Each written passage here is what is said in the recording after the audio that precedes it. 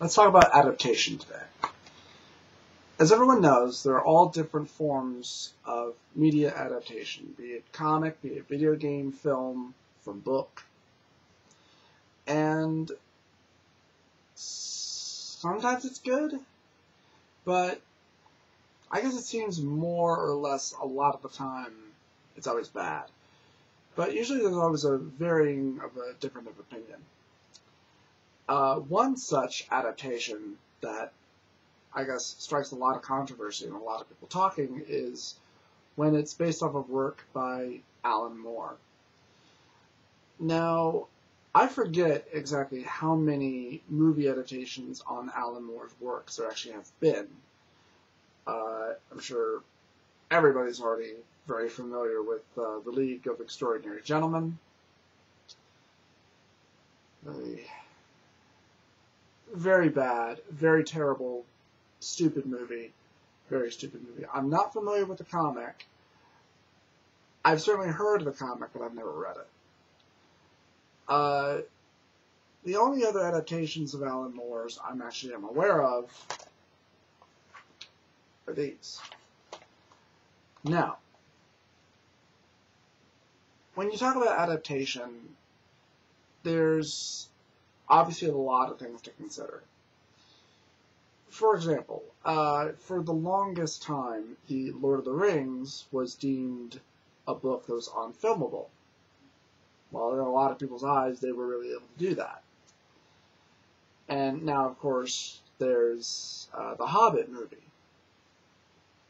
which I understand is being done as a trilogy, which is rather interesting, but I guess that's because there's just so much material that they want to do it justice. But back to Alan Moore. These are two movies that I actually rather liked, and one of them I very much loved. So, let's talk about the adaptation from comic to movie for these. Unfortunately, for V for Vendetta, I never fully read the comic. I tried to, but I just couldn't get into it. And I understand that a lot of people do have problems with this movie. One of those people, of course, being Linkara, the comic expert on that guy with the glasses. And I'm not, here to claim, oh, well, he's wrong about. No, he's, just as right as I am. Everybody, we all have our own differing opinions about what we like and what we hate and what we don't like. Really what I'm saying is that I think this was a fairly faithful adaptation. It certainly, doesn't, at least it's not severely dumbed down, and it's not in-your-face ridiculous action and terrible dialogue, terrible special effects, and characters just utterly change, where it's decided, oh, they'll be cooler if they're like this. Like, for example, League of Extraordinary Gentlemen. What's funny, speaking of Lord of the Rings, I'm sure this is something a lot of people know now, but I didn't know for quite a while. Did you know that, I believe the actor's name, Stuart Townsend, the man who played Dorian Gray in League of Extraordinary Gentlemen, did you know that he was originally going to play Aragorn in the Lord of the Rings movies?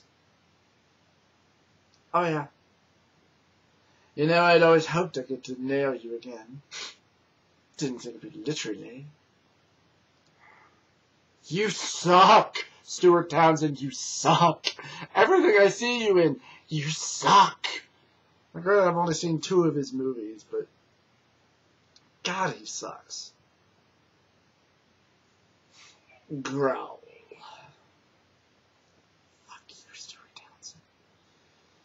Anyway, but when I first saw the trailer for this, as I'm sure a lot of people saw the trailer for this, and as everybody knows by now, trailers lie about what a movie is. And often will change the story, or even even the idea of what the movie is supposed to be. For example, the trailer for V for Vendetta just plays it up as a big, dumb action movie. And so naturally, when I first saw the trailer, I went, oh, well, this looks like shit. But then I saw the movie, actually while I was working at the movie theater. I was like, oh, it's not a big, dumb action movie. And I really enjoyed it. I don't know how well it did in the box office. I mean, I imagine it did better than Watchmen did, because I understand Watchmen underperformed. But V for Vendetta, obviously, as I've said, is my favorite film. I mean, this is a movie I'm able to watch from beginning to end, and I love the ending. Yeah, I love that final fight between, or final showdown between Creedy and V. And it's the one time in an action movie where a Matrix-style slow-motion scene wasn't just done to show off and say, hey, check this out, it's a Matrix slow-motion bullet scene. Check it out, it's just so cool, and really there's no reason for us to use it, but check it out, everything's in slow motion and it's cool. And because after the Matrix movies made it, cool for there to be slow motion scenes, granted there was at least purpose behind it, every other action movie just started doing that. And I remember Resident Evil 2 did that. And even in the theater I went, really? And it was used to basically, say, like, this is how fucking fast he is. He's so fast that they can't even have time to reload their guns. So, and that ending line of V's to Creedy's, just before he snaps his neck. Why won't you die? Beneath this mask there is more than flesh. Beneath this mask there is an idea, Mr. Creedy. And ideas are bulletproof. Fucking love that line. That's the sort of line where if you see yourself at all as a writer, if you consider yourself a writer, where you hear a piece of dialogue like that and you just think to yourself, God, I wish I could write shit like that. This was a movie that was inspiring, that was obviously made with at least a little bit of love to the source material. Yes, obviously there were changes. Now, I haven't been able to get into the comic book. So, I mean, I am aware of the one change in the fact that Natalie Portman's character, Evie, that her character was a prostitute in the comic book, and that she was blonde. And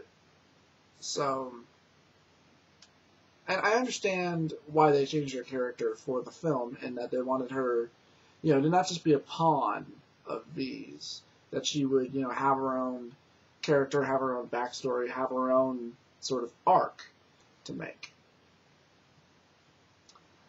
And so if anybody would like to explain, obviously the massive changes that were made, I would be more than happy to hear them. Within reason, of course. I don't want to hear, oh, well, you're a fucking fag, you don't get it. Because if you come at me like that, your argument is immediately invalid. And you're automatically just labeled an idiot to me. And the other film, Watchmen, I actually did read the comic. I read the comic about a week before we went to the theater to see it, and I wasn't expecting much, mostly because it was directed by Zack Snyder, and the only other movie of his I'd seen before then was, actually I'm trying to remember, did 300 come out before or after Watchmen? I think it came out before. And I really didn't like 300. I really didn't. I thought it was all style and no substance. That's pretty much what I thought. And too much overuse of the slow motion. Again, too much slow motion. And even this film can be guilty of slow motion. And I know all the different changes that were made. For example, and I'll just state right now, there were a few changes from the comic to the film of Watchmen that I didn't like.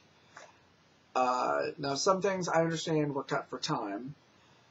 For example, in the comic, I really liked how in-depth you got to know a lot more about Rorschach, about his past, and then his beginnings and his outings as a superhero until he talks about the first person that he ever killed. And the long discussion over a period of days that he has with this psychiatrist, where the psychiatrist really begins to understand why Rorschach is the way he is. So, yeah, so that was disappointing to see that go. The backstory on the first person Rorschach ever kills.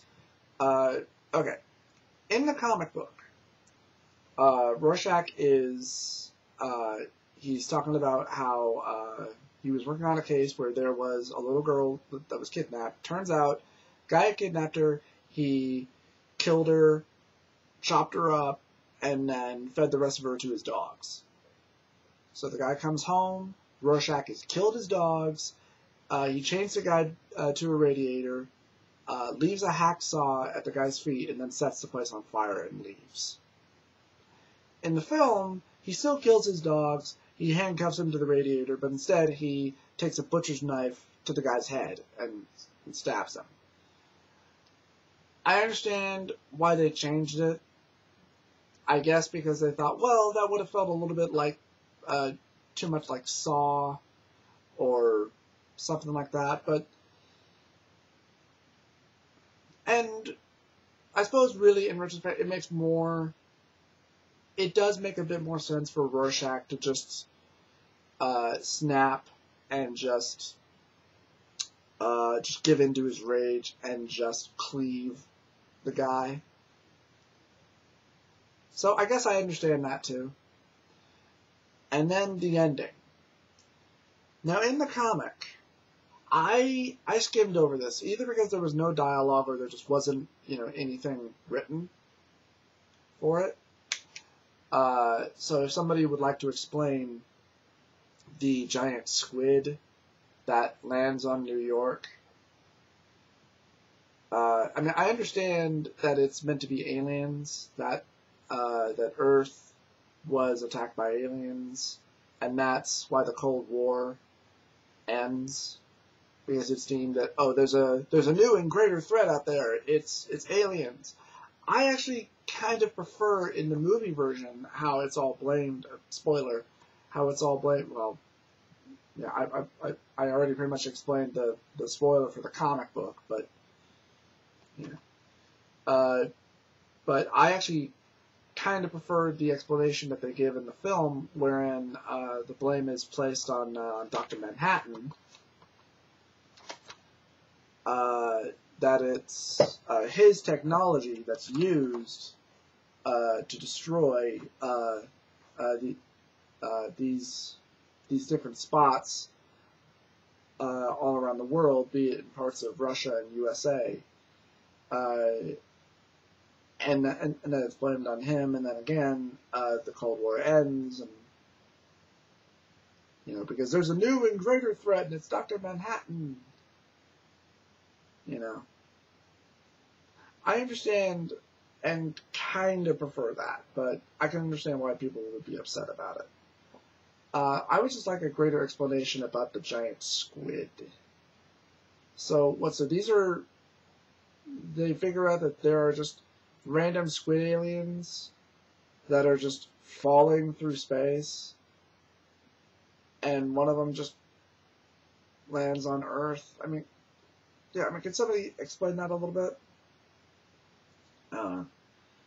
But anyway, in the discussion of adaptations, I just want to talk about some good adaptations and also some bad adaptations. And I would like to talk about this a little bit more.